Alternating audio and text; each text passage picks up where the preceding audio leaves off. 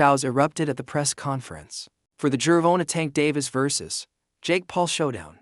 Turning routine promotion into a fiery confrontation, things got heated when Davis was questioned about choosing Paul over higher-ranked fighters. Jake Paul jumped on the chance to mock Davis's past controversies, pushing his buttons until moderators were forced to step in. And truly, when people run back this press conference, all the shit talk, all the fun, they're gonna be like, "Wow, this kid really is doing something monumental in the sport, and he's actually He said insane outbox me. boxer." And I'm gonna show that this guy who's been doing it his whole life has been doing it wrong his whole life. What'd you say, Tank? He said he gonna outbox me. Whoop-de-doo. Say that. The one thing when you have a fight of this magnitude, especially with Jake, because his appeal has been global for you, Tank. Do you think this is one of those fights where now all of a sudden you can show your boxing skills on a global scale to maybe people who weren't interested in boxing? All of a sudden they say, "Well, who is this guy?" Yeah, it's actually like, now that I'm looking at it now, it's just like, I don't know, probably Start. Tension filled the room. Standing at 6 feet 1, Paul towered over the 5 feet 5 Davis, a size difference that became a key talking point. Paul used it to his advantage, claiming his reach and strength would dominate Tank. But Davis fired back, saying his speed and timing would make size mean nothing once the punches start flying.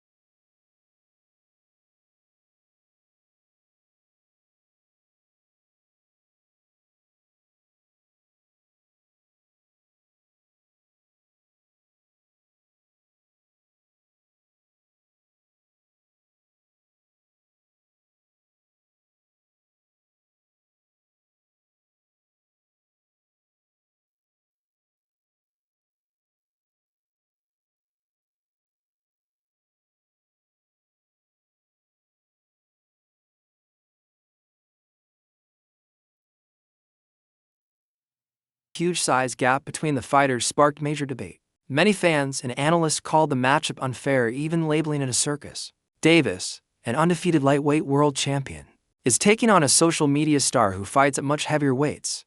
The bout is officially an exhibition, which only fueled more questions about its legitimacy. The fight. But yeah, that was that.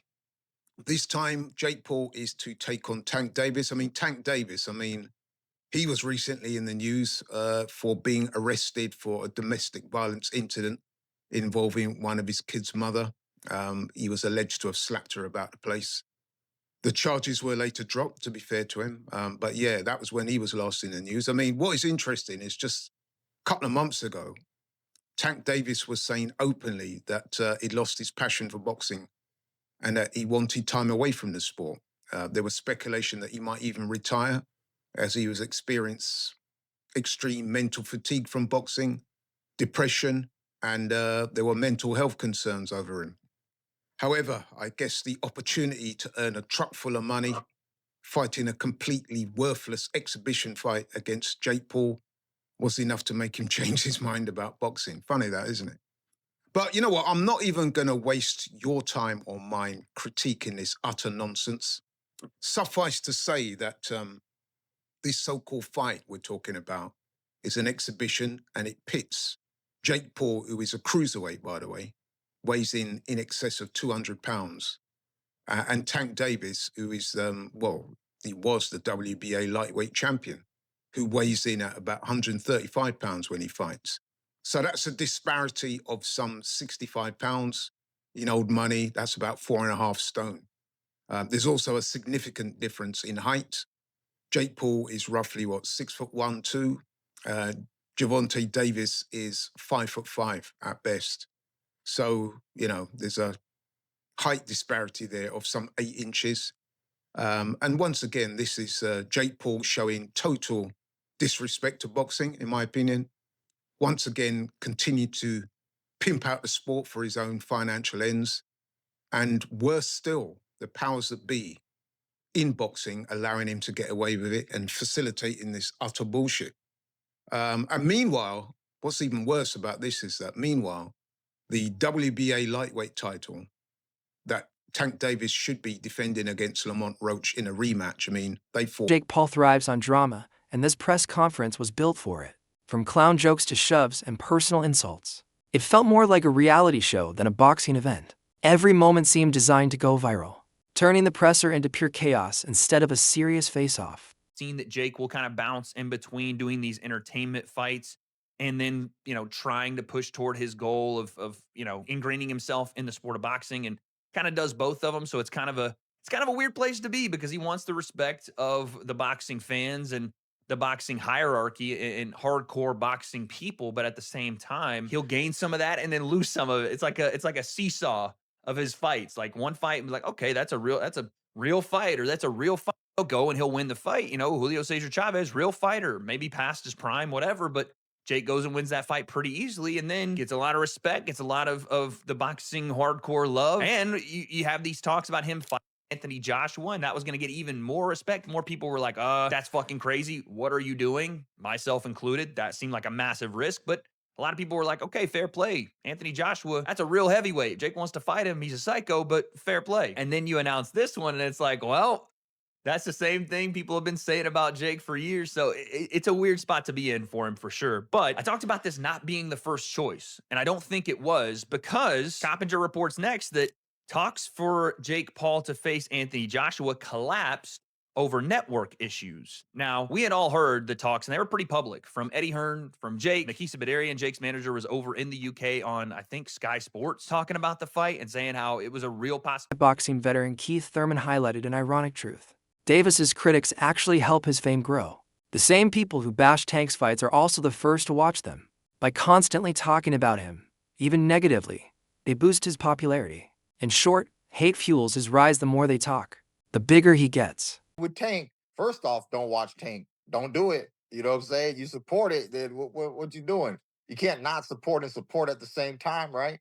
So if you're a boxing purist, then this fight with Roach is really more for you. It's going to be more up your alley, If you just like all entertainment, all fights, all hypes, all everything, then you're going to want to tune in to the Tank and Paul show there, because that's all for entertainment. What does it? For entertainment purposes only, right? It's just say like somewhere in the small print of the promotion. For entertainment, don't do this at home, kids. So fine. Disclaimer.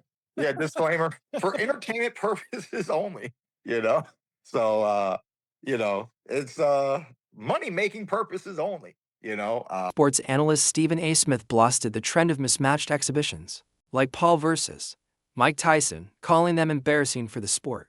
He challenged Jake Paul to fight real boxers instead of older or inexperienced opponents. Still, Smith admitted Paul's ability to attract attention is unmatched.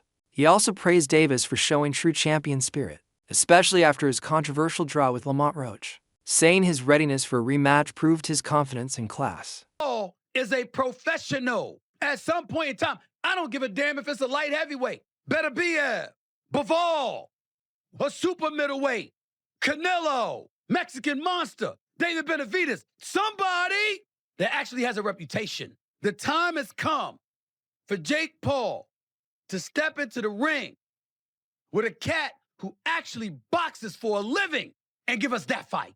I appreciate the fact of him promoting. I appreciate him having the cachet as a former YouTuber turned boxer. I like Jake Paul. I respect Jake Paul.